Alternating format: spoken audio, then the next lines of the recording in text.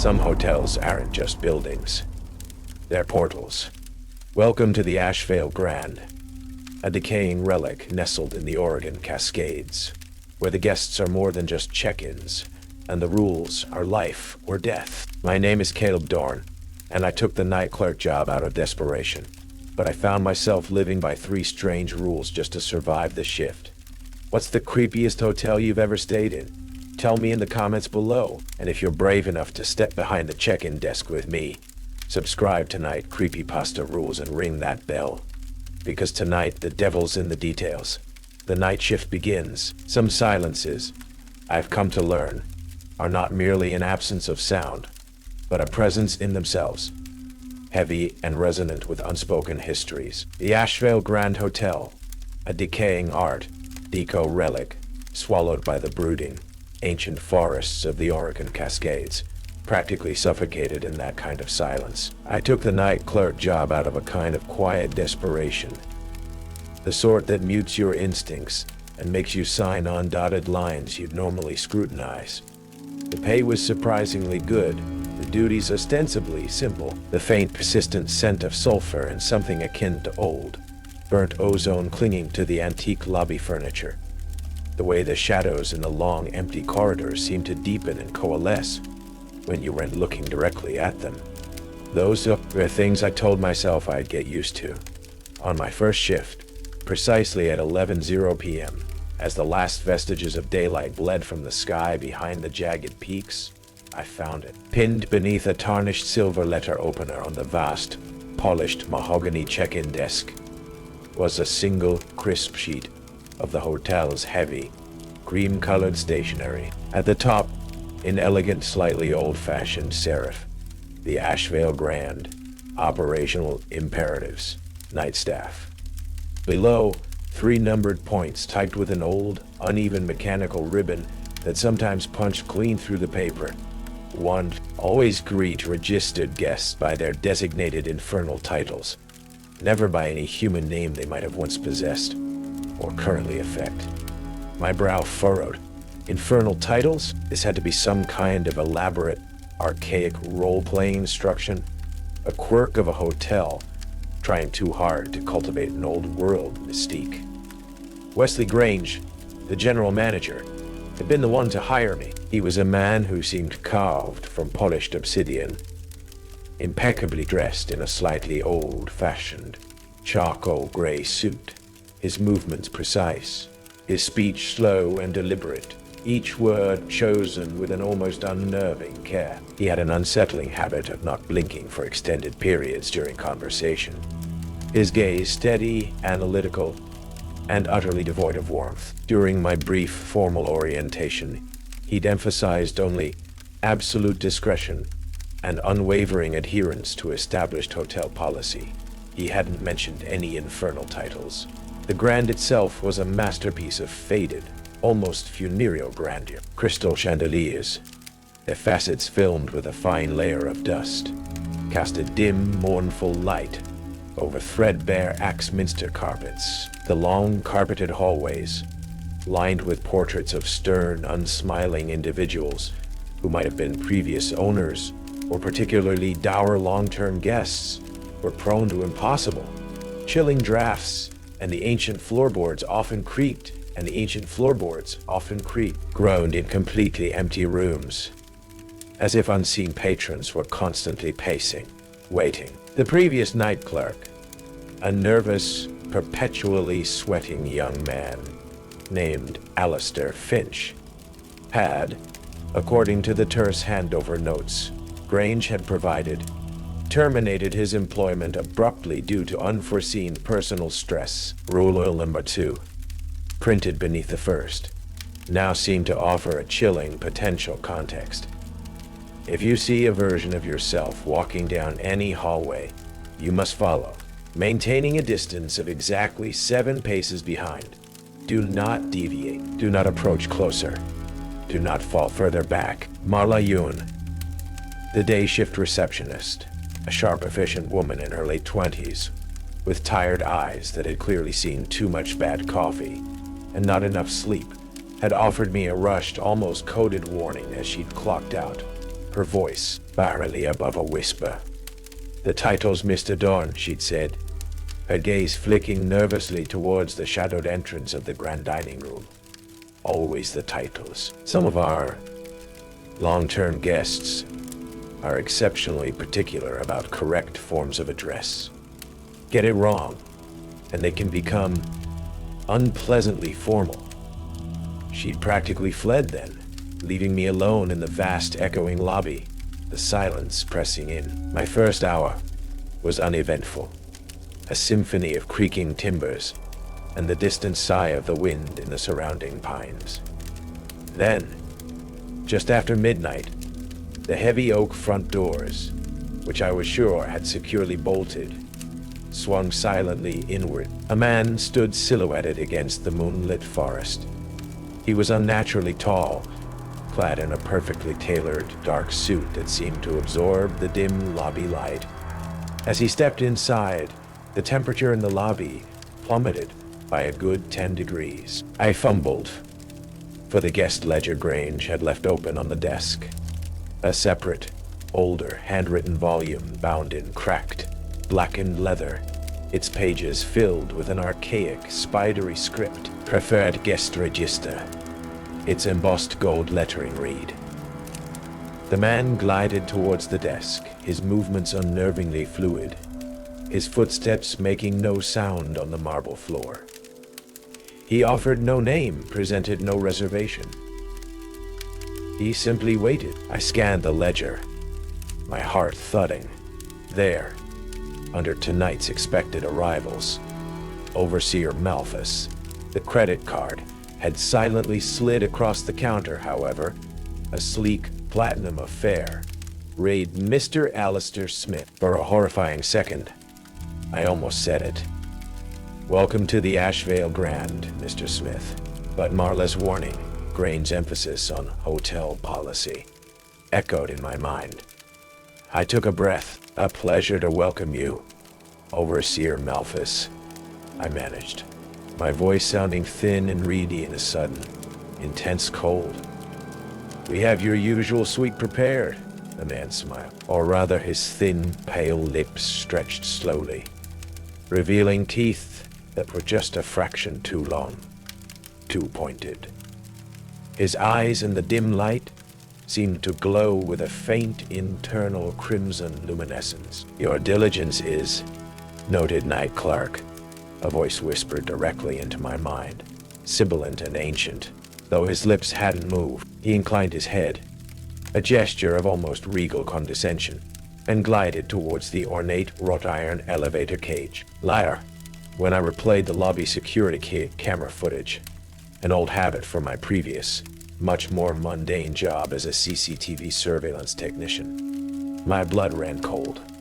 Why, Overseer Malthus, as he'd moved through the lobby, cast no reflection whatsoever in the polished marble floor, nor in the gleaming glass of the antique display cases that lined the walls. He was quite simply not there.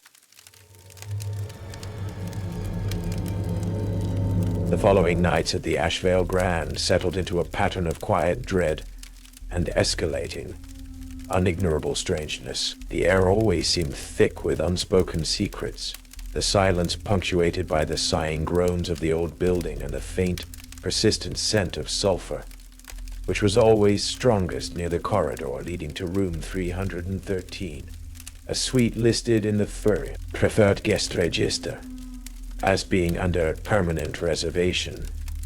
Baron Astaroth. I never saw anyone enter or leave that room, but sometimes, late at night, I would hear what sounded like faint, intricate music, played on instruments I couldn't name, drifting from beneath its heavy oak door. Jonas Bell, the night security guard, became a fixture of my unsettling evenings. He was a man in his late 40s, his face a roadmap of sleepless nights and unshakable terror, his eyes constantly darting into shadows, his hands a tremor. He'd patrol the long, empty hallways, muttering to himself, sometimes stopping to trace invisible patterns on the flocked wallpaper with a trembling finger. The steps, Gotta get the steps right. He'd whisper if he thought no one was listening. 7 paces. Not 6, not 8. The shadow knows. The shadow always knows if you're wrong. It was on my 4th night, during a routine check of the West Wing, a notoriously cold and disused section of the hotel, that the second rule slammed into my reality with the force of an ice pick to the skull. I turned a corner into a long, dimly lit corridor lined with faded portraits of forgotten dignitaries, their painted eyes seeming to follow my progress. And there, about 30 yards ahead, his back to me, walking with my exact gait, wearing my exact uniform, was myself. My heart leaped into my throat. It was an absolutely perfect, undeniable replica.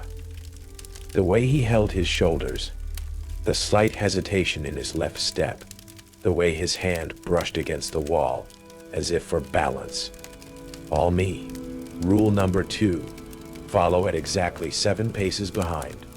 My mind screamed denial, rationalization, a trick of the light, exhaustion, the onset of the personal stress that had claimed Alistair Finch, but the sheer, unambiguous reality of my own doppelgänger moving away from me down that corridor was irrefutable.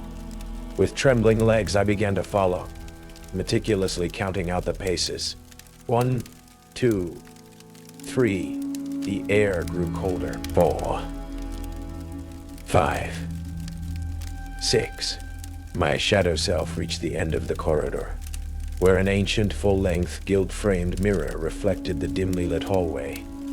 7 feet. I stopped, precisely 7 paces behind, as my doppelganger reached the mirror, hesitated for a fraction of a second, then stepped into it, disappearing without a ripple, as if the silvered glass were water. When I cautiously approached the spot, heart hammering, the mirror reflected only my own pale, terrified face. There was no sign of entry, no hidden passage, just the cold glass, and on its surface a faint, almost invisible handprint, as if someone had pressed against it from the other side. And the air around the mirror carried a distinct, chilling scent of ozone, like the aftermath of a powerful electrical discharge. I confided, somewhat elliptically, in Clara Meyer, the young, perpetually nervous housekeeper who serviced the 3rd floor. The floor containing Baron Astaroth's room 313. She was a pale, bird-like woman who always seemed on the verge of tears. Sometimes, she'd whispered to me one morning, her eyes wide with a fear she clearly couldn't articulate to Grange. "When I'm cleaning, the rooms are empty, Mr. Dorne, but the mirrors, they show people watching me. Sometimes, I clean a room perfectly, like I always do.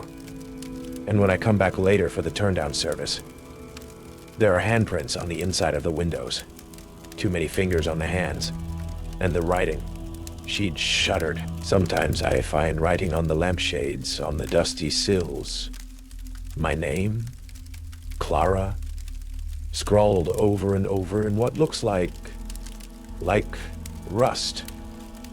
Later that same shift, after the encounter with my doppelganger, I found the first one, tucked into my employee locker, which I always kept securely locked, was a single sheet of the Ashvale Grand's heavy, cream-colored stationery. On it, written in what was unmistakably, chillingly, my own handwriting, was a short, despairing note. "The silence is too loud. The faces in the glass won't stop whispering. Can't stand another night of their judgment. This place is a tomb, and I'm already one of its ghosts. Forgive me." It detailed a profound, soul-crushing despair, referencing a specific, vivid memory of a childhood accident, a bicycle crash, a broken arm, a feeling of utter abandonment, a memory I had absolutely no recollection of ever experiencing. My childhood had been uneventful, almost boring. I stared at my own handwriting, detailing a life, a trauma, that wasn't mine, yet felt, as I read it, terrifyingly, intimately familiar. With shaking hands, I crumpled the note, and burned it in the heavy glass ashtray on the lobby desk. The smoke alarm thankfully disconnected in the swing. Why do you Colonel Z? Until now what? I never indeed. I mean you dykes. The suicide note. My own handwriting narrating a stranger's despair gnawed at the edges of my sanity. I began to document everything. The flickering lights in the east wing, the persistent whispers that seemed to coil around me in empty corridors, the way the temperature would invariably plummet by several degrees whenever I passed room 313. That room, Baron Astaroth's domain, had become the nexus of my unease. I never saw him enter or leave, yet the faint scent of sulfur and something else, something ancient and metallic, like cooled lava, always seemed to seep from beneath its heavy, dark-stained oak door. Sometimes late at night, when the rest of the hotel washed in its profound, unnatural silence, I would hear it, faint, impossibly complex music, like a debased orchestra of glass and bone, its melodies both beautiful and deeply, fundamentally wrong. My research into the Ashvale Grand's history, conducted in hushed whispers with the archivist at the Clackamas County Historical Society during my precious daylight hours, yielded little beyond tantalizing, unsettling fragments. The hotel had been built in the late 1920s by a reclusive industrialist with known occult leanings, one Alistair Crow, who had vanished under mysterious circumstances shortly after its completion. The land itself, the archivist had told me with a shiver, was considered unhallowed by the local Native American tribes, a place of bad medicine and thin veils where the spirits of the deep earth were said to wander. There were veiled newspaper clippings from the 1930s and 40s mentioning previous owners who had also vanished, or had been found dead by their own hand, or had simply descended into babbling madness. The Ashvale, it seemed, had a long and storied history of consuming its caretakers. It was on a Tuesday, exactly 1 week after my encounter with my doppelgänger, that Baron Astaroth formally requested my presence. The summons wasn't a phone call or a note. It was a sudden intense pressure in my mind, a cold, clear, sibilant thought that was not my own. Night clerk, room 313. Your attendance is anticipated. My feet felt like lead, but some unseen compulsion drew me towards the third floor, towards that ominous silent door. I knocked.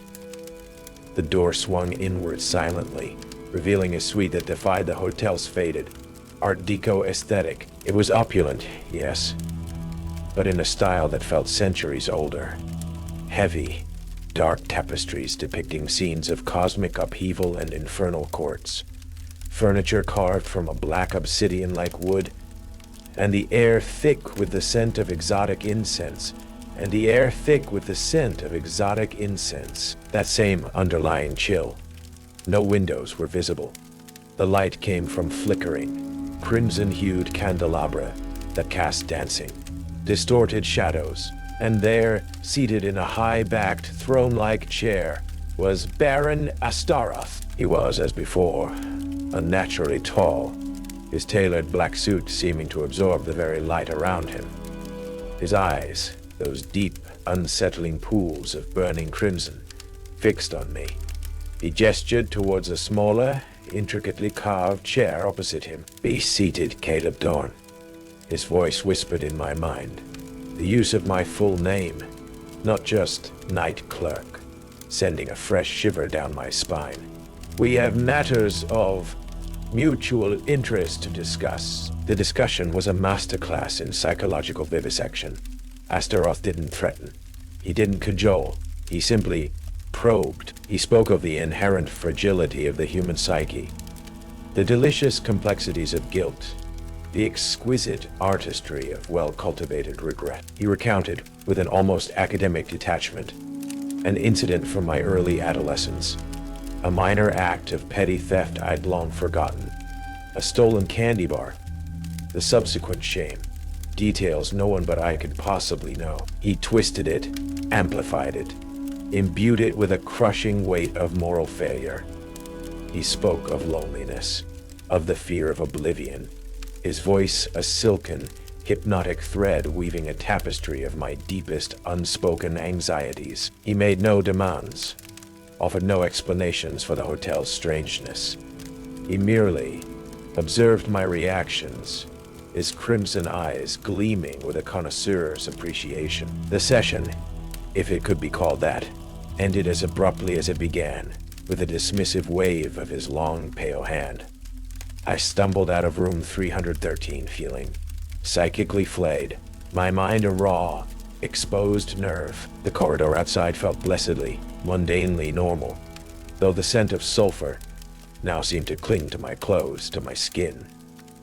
When I reached the main check-in desk, another sheet of Ashvale Grand stationery lay waiting. Another suicide note in my precise handwriting. The Baron sees all, knows all. The weight of my small, wretched life is unbearable under his gaze. The silence he offers is a mercy. It detailed, with horrifying accuracy, the exact anxieties, the specific childhood memory of the stolen candy bar Astaroth had just so clinically dissected. And on the back of this note, almost invisible unless you caught it in the right light, was a tiny, intricately drawn symbol, a 7-pointed star, etched with what looked like a razor-fine needle. The suicide notes were becoming a grotesque ritual, an infernal feedback loop. Each encounter with the hotel's strangeness, each psychic prod from Astaroth, was followed by a meticulously crafted testament to my supposed despair. Written in my own hand, I started hiding them, then burning them. A futile act of defiance against a creeping, insidious certainty that I was losing myself, that my memories, my very identity, were being subtly, terrifyingly rewritten. My waking hours were a tightrope walk of forced composure. My brief, exhausted snatches of sleep were a maelstrom of Astaroth's crimson eyes, my own spectral doppelgänger beckoning from shadowy corridors, and the chilling, whispered cadence of my own. Pact. Suicide notes. Jonas Bell, the tormented night guard, became an unwilling oracle. One rain-lashed morning, just before dawn, I found him in the cramped security office, his face illuminated by the flickering CCTV monitors, obsessively replaying a grainy timestamp piece of footage. His own incident. It showed Jonas, his face a mask of confusion and dawning horror, following his own spectral double down the East Wing corridor. The double stopped, turned, and its face was not Jonas. For a horrifying split second, before the footage devolved into a snowstorm of static, the doppelganger's features had resolved into a mask of swirling shadow, from which 2 pinpricks of malevolent red light had gleamed. Baron Astaroth's eyes. The steps, Jonas whispered, his voice cracking, his gaze fixed on the screen. I think I got the steps wrong. Or it wanted me to. It showed me what it really was. He shuddered violently, then lapsed back into his usual litany of muttered anxieties. My desperation reached a breaking point. Wesley Grange. He was the constant, the calm, unblinking eye at the center of this storm. He had to know. During one of his rare brief absences from the hotel for a supply procurement trip, an occurrence Marley Yoon had discreetly alerted me to. I picked the lock on his meticulously organized office. It felt like violating a crypt. The air within was cold, still, smelling faintly of old paper and Grange's expensive, clove-scented cologne. And there, hidden beneath a false bottom in his antique walnut desk, I found it. Not a guest ledger. A staff ledger, bound in the same cracked, blackened leather as the preferred guest register. But its pages, yellowed and brittle, were filled with the names of Ashvale Grand employees. Stretching back, I realized with a sickening lurch, over at least 50 years. Each entry was stark. Name, date of engagement, position, and then a final chilling notation. always in Grange precise, copperplate handwriting. Contract fulfilled, cycle concluded. Or sometimes simply renewal pending. Many of the names were repeated, multiple times, with different start dates, years, sometimes decades apart. Alistair Finch. Jonas Bell. 3 previous entries, all marked, cycle concluded. And then, my own name, Caleb Dorne. My heart hammered against my ribs. Caleb Dorne, night clerk, start date, 3 years prior. Conclusion, cycle concluded. Caleb Dorne, night clerk, start date, 2 years prior. Conclusion, cycle concluded. Caleb Dorne, night clerk, start date, 11 months prior. Conclusion, cycle concluded. And then, the current entry. Caleb Dorne, night clerk, start date, last month. The conclusion date field was chillingly, expectantly, blank. I wasn't the first Caleb Dorne to walk these haunted halls. I was merely the latest iteration. As I stared at the grim testament to my own recurring damnation, Marla Yoon, who must have been watching the corridor, slipped into the office. She looked at the open ledger, then at my face, her own pale, with a mixture of fear and pity. She didn't speak, just pressed a small, heavy cold object into my hand. It was an old, tarnished iron railway token, the kind used on steam trains a century ago. My grandmother. She grew up near here, Marla whispered, her voice barely audible. She used to say a piece of old iron, true iron, kept the bad dreams away, and some of the things that walk these mountains, they don't like it. They can't abide it. She backed out of the office, leaving me alone with the ledger and the cold, solid weight of the iron token in my palm. At night, there was a fresh suicide note waiting for me. Not in my locker, not on the desk, but on my pillow in the small Spartan staff quarters adjoining the lobby. This one was different, shorter, more desperate, and dated, not for today, but for tomorrow. I can't do this again, Wesley. It read, my own handwriting, a trembling, panicked scrawl. Not another cycle. I can't. Let this be the last time. Please, make it stop. The ink was still slightly damp. The desperation. The terror. It felt utterly, terrifyingly, undeniably mine. As if I had just written it in a moment of clarity I couldn't now recall.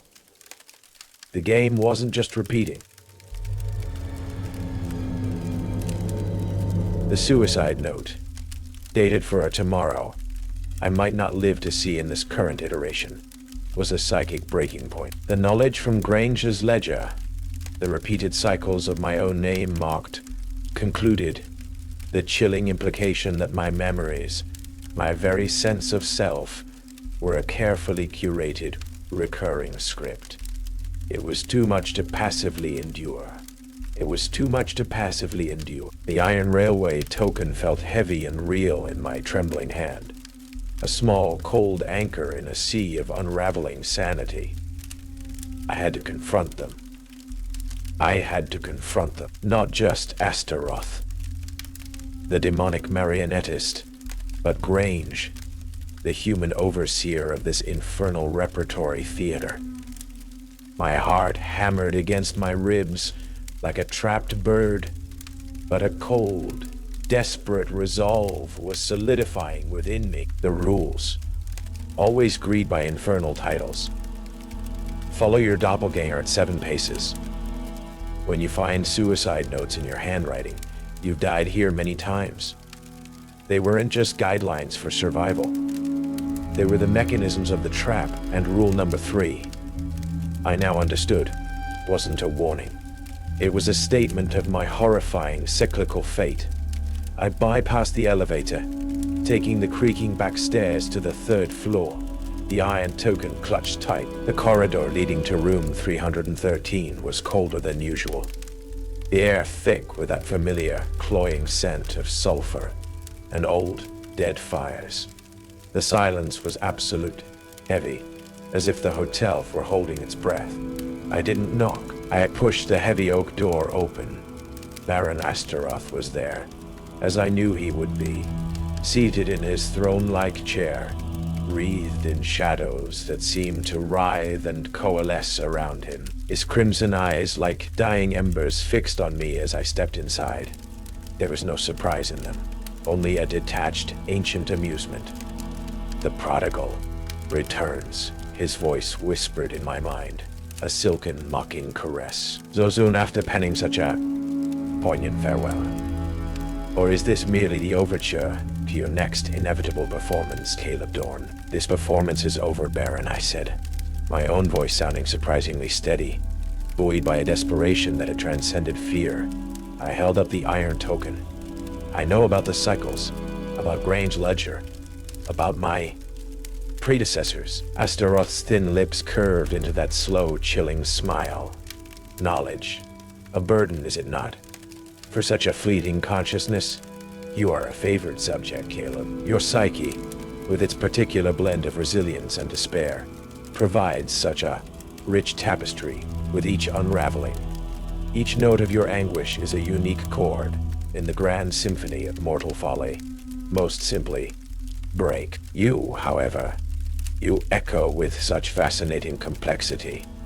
The room seemed to grow darker, colder. The shadows deepened, and from within them, I caught glimpses of other faces, other eyes, pale, tormented, flickering specters, the trapped essences of those who had come before me, perhaps. The previous Alistair Finches, the Jonas Bells before his mind had shattered, the countless other night clerks who had signed Grange infernal contract. This hotel, I pressed, my grip tightening on the iron. It's not just a place for you to observe. It's a machine, a processing facility, and the staff were the grist. Perceptive, Astaroth conceded, a hint of something that might have been respect, or perhaps just sadistic appreciation in his mental voice. The Ashvale serves as a crucible. It refines the raw material of human suffering into something far more potent, more sustaining. Immortality, as your kind so crudely covets it, is merely a recurring loop of exquisitely tailored torment. Unless one truly understands and masters the terms of the arrangement. He leaned forward, his crimson eyes boring into mine. And you, Caleb Dorne, are on the cusp of such understanding. Perhaps this time, you will write a different ending to your note. Perhaps you will finally negotiate. As he spoke, the psychic pressure in the room intensified. My worst fears, my deepest regrets, the manufactured despair from the suicide notes, all surged through me, amplified, weaponized. I felt my own hand, an invisible force guiding it, begin to tremble, reaching for an imaginary pen.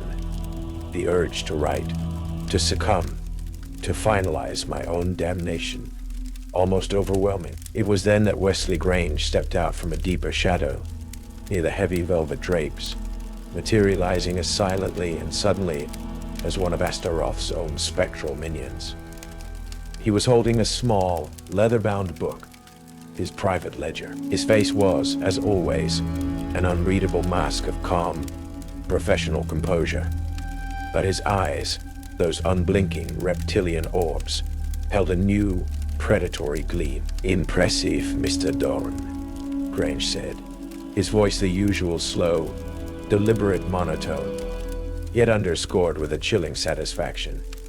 Few reach this stage of awareness. Most simply fulfill their contractual obligations and accept the subsequent personnel review. He gestured vaguely towards Astaroth. "Baron has taken a particular interest in your development." "You," I choked out, a fresh wave of cold fury washing over me, momentarily eclipsing Astaroth's psychic assault.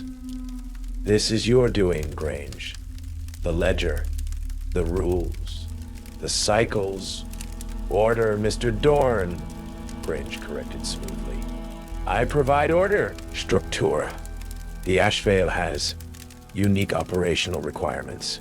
My role is to ensure its continued smooth and profitable function, and to ensure its esteemed clientele remain satisfied. He paused, his gaze unwavering. And yes, the rules are my design.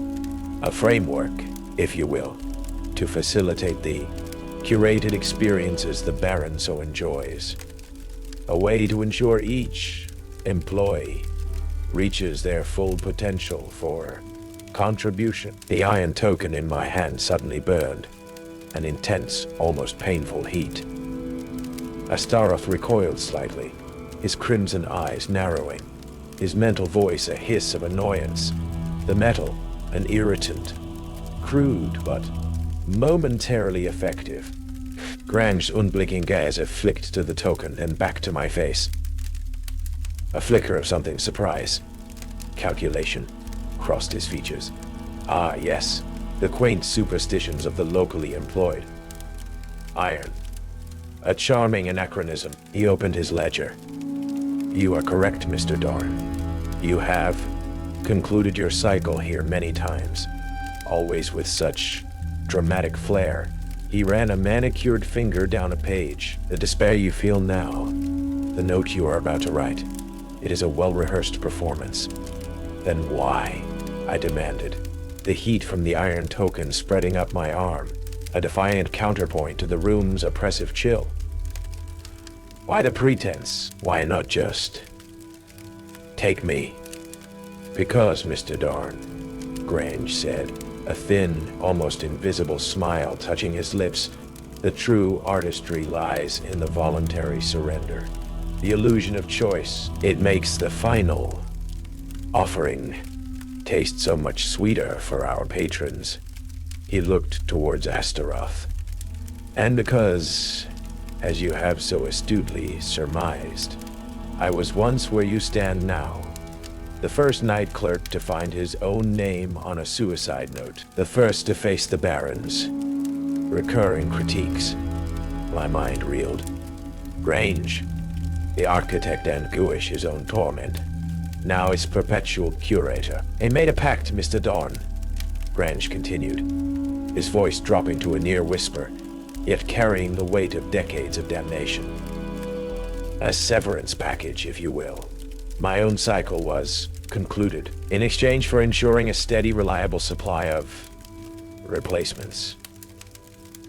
Individuals such as yourself, whose particular blend of resilience and latent despair promises a truly memorable stay. The rules I designed ensure the breaking point is reached with optimal efficiency.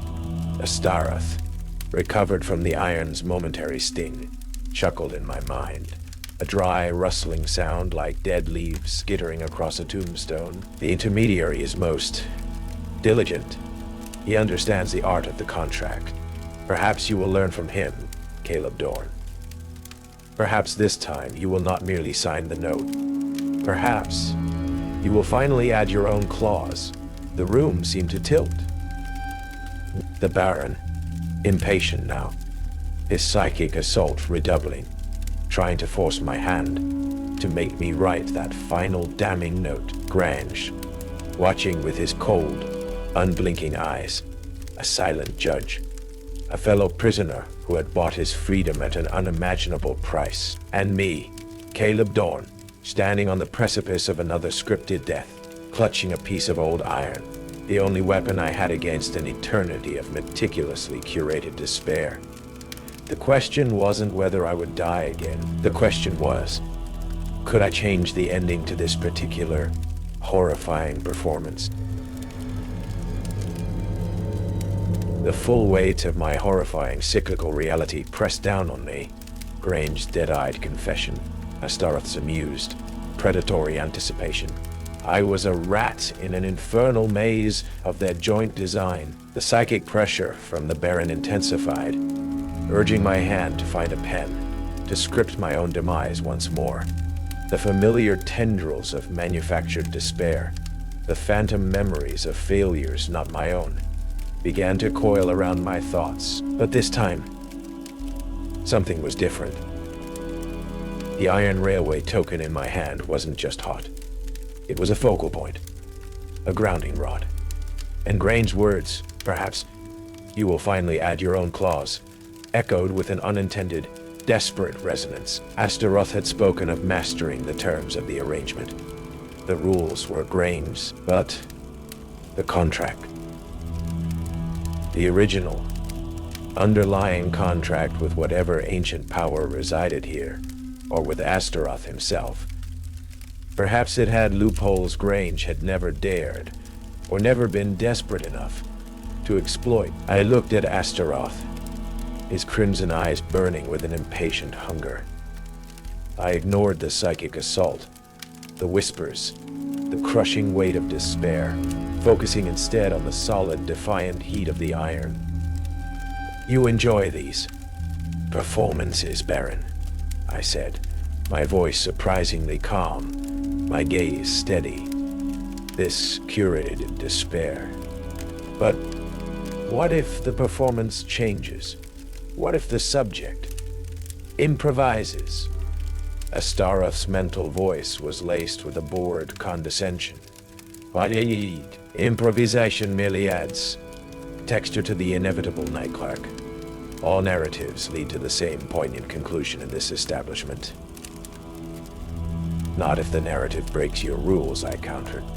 Or rather, Grange's rules. What are the original terms of severance, Baron? Not this endless looping renewal. The true, final checkout. There must be one. Even for you, there must be an original point of agreement. A foundational clause before Grange started. Managing the talent pool. For the first time since I'd entered room 313. Baron Astaroth hesitated, his crimson eyes narrowed. Not with anger, but with a flicker of something ancient and analytical. The psychic pressure lessened fractionally.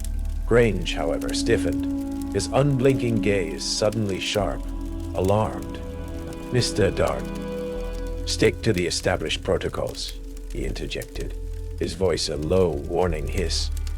Deviations are ill-advised, are they, Wesley? I shot back, turning to him. The iron token held out slightly. Or are deviations simply inconvenient for your particular arrangement? You found a way to step out of the cycle by feeding it others. But what if the offering refuses to be consumed in the prescribed manner? What if the offering demands to see the master contract? Astaroth's mental voice, when it came, was thoughtful, almost intrigued. It was a chilling shift from his usual sadistic amusement. It was the intermediary has indeed proven adept at managing the recurring tendencies. But you, Caleb Dorne, you are the first in many, many cycles to question the lease itself, rather than merely railing against the decor of your cell. A dry, rustling chuckle echoed in my mind. Curious. The foundational pacts are complex. Severance, true severance, requires a specific recalibration of accounts, a balancing, a sacrifice. I pressed. Another soul for mine? Another soul for mine. That's Grange model. Crude. Astaroth's voice dismissed. Effective for its limited purpose, but lacking elegance. The original accord. It speaks not of replacement, but of transference, of a burden willingly shouldered. Yes, but also willingly. Redirected to one already bound by similar, or indeed heavier, chains. His gaze, if I could interpret a demon's mental projection, seemed to flicker towards Wesley Grange. Grange took a step back, his calm facade finally cracking, a sheen of sweat visible on his pale forehead. This is not part of the agreement, Baron. He is the subject. His cycle is predetermined. Predetermined by you, Wesley, I said, the pieces clicking into place with horrifying clarity.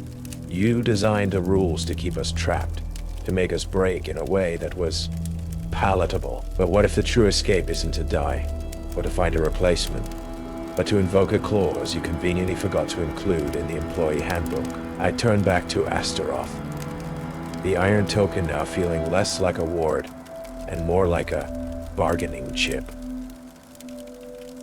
What if the burden this recalibration of accounts can be transferred to the one who perverted the original terms for his own benefit? The one who holds the current fraudulent lease on this cycle of torment. Astaroth was silent for a long moment, his crimson eyes seeming to pierce through me, weighing, considering. The air in room 313 crackled with an almost unbearable tension. Then his mental voice, cool and appraising. An audacious interpretation, Night Clerk, to invoke the covenant of the first betrayal against the betrayer himself. The irony has a certain piquant flavor. The original pact does indeed allow for the forfeiture of a prior claim if a subsequent claim, demonstrably more resonant with the core tenets of balance, is presented, and your claim against the intermediary, who has so diligently subcontracted misery, it has merit. Grange looked horrified. Baron, no, our understandings. Intermediary. Astaroth's voice cut him off, cold as the grave, like mortal lives, are subject to revision. The game, it seems, has an unexpected new player, or perhaps an old player with a new script. He looked at me. The choice, Caleb Dorne, as always, is yours. Write your final note. Conclude this cycle, as you have so many times before, or rewrite the ledger. But be warned, redirecting such a substantial debt carries its own unique closing costs. The room seemed to spin. I had a choice, a real one this time, but the implication was terrifying. If I chose to redirect the burden, what would that make me? And what were Astaroth's closing costs? The silence in room 313 was a living thing, thick with the weight of unspoken damnations and desperate possibilities. Wesley Grange was pale, his composure utterly shattered, his unblinking eyes, for the first time, darting around the room as if seeking an escape he knew didn't exist. Baron Astaroth waited, his crimson gaze holding a mixture of ancient amusement and genuine, analytical curiosity. He was enjoying this novel twist in his ages-old game. My hand, the one that had so many times been forced to write my own death warrant, was steady now. The iron token felt cool, no longer burning, its mundane solidity a strange comfort. I looked at Grange, at this man who had built his own precarious salvation on the recurring torment of others, myself included. There was no satisfaction in his fear, only a grim, weary understanding of the infernal mathematics at play. The closing costs, Baron? I asked, my voice quiet. Astaroth's mental voice was smooth as oiled silk. A debt of this magnitude redirected so decisively, it creates a vacuum, Night Clerk, a void in the ledger. Nature, and the entities that draft its truest laws, abhor such an imbalance. Something or someone must assume the vacant column, not the cycle of torment, no. That is Grange's unique prescription. But the role of intermediary, the Ashvale Grand, requires a manager. Its particular clientele have needs that must be facilitated. My blood ran cold.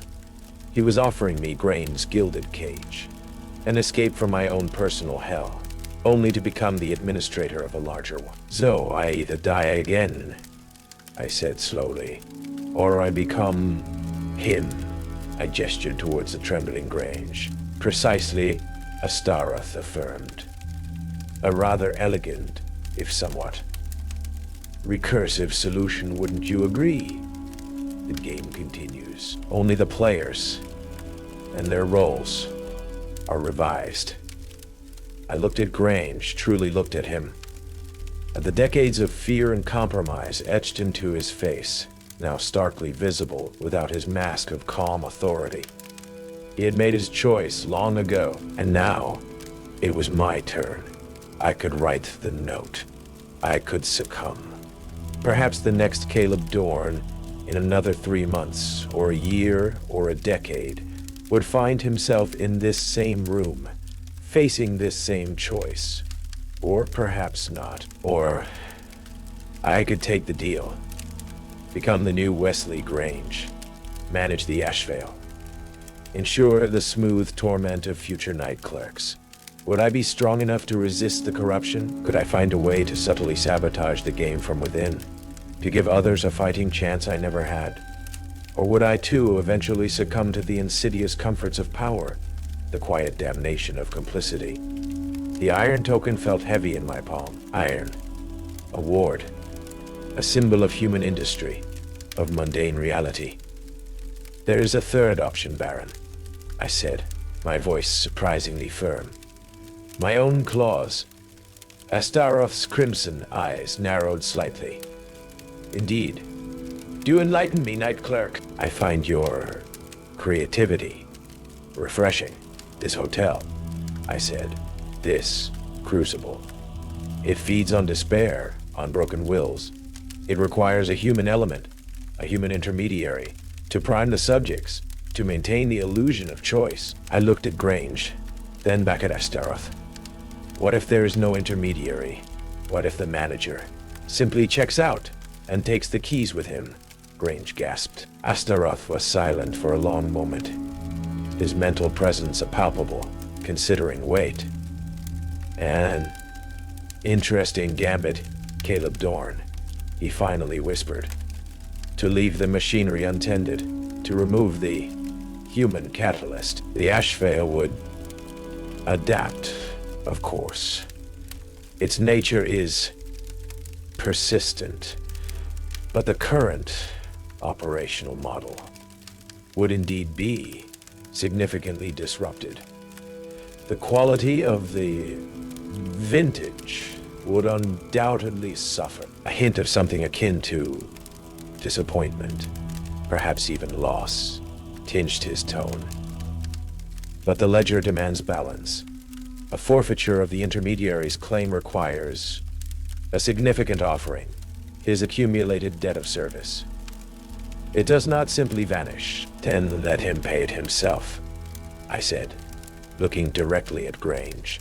Not by dying, but by living with the knowledge of every cycle he orchestrated, every soul he fed into this machine. Let that be his eternity. Remove his power, Baron. Remove his protection. Leave him, merely human, amidst the echoes of what he created. Let him be a permanent, powerless resident of his own hell. Grange let out a strangled cry. Astaroth considered this, the silence stretching. Then, a slow, dry, rustling chuckle echoed in my mind. The irony. It is exquisite. To be haunted not by demons, but by the totality of one's own petty human betrayals. A fitting penance. A most creative recalibration. He made a subtle, almost imperceptible gesture with one long pale hand. So let it be written. The intermediary's contract is revised. His service is now of a different, more introspective nature. Wesley Grange slumped against the wall. A broken man, the carefully constructed edifice of his authority crumbling into dust. The unblinking confidence was gone, replaced by a dawning, naked terror. He was no longer the manager. He was just another lost soul, trapped within the Ashvale's haunted walls, with only his guilt and the whispering memories for company. Astaroth turned his crimson gaze back to me. And you, Caleb Dorne, your own cycle. It is, for now, suspended. The ledger awaits a new entry at the head of the column. Or you could simply walk away. The choice, as it always truly is, despite the stagecraft, is yours. The oppressive atmosphere in room 313 seemed to lift slightly. The choice. I could stay. I could try to change things. To fight from within. To become something Grange never was. A warden who sought to free the prisoners. Or I could leave, take my chances in the mundane world. forever looking over my shoulder, forever wondering if the Ashvale, or places like it, would find me again. I looked at the iron token in my hand.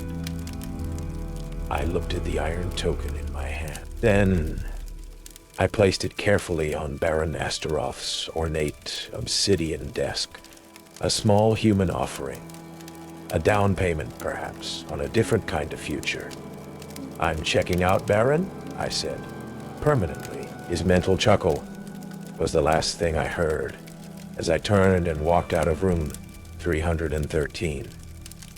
Out of the third-floor corridor, down the creaking back stairs,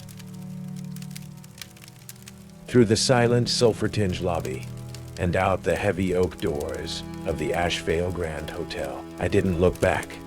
The Oregon dawn was breaking, cold and gray. Over the Cascade Peaks, the air had never smelled so clean.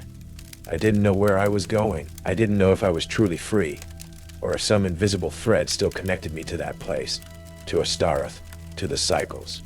But as I walked away from the Ashvale Grand, I knew one thing. I had not written my suicide note today. And for the first time in what felt like an eternity of lifetimes, that felt like a victory. The game might not be over, but at least for this Caleb Dorne, this particular performance had reached its unexpected, and perhaps only temporary, end.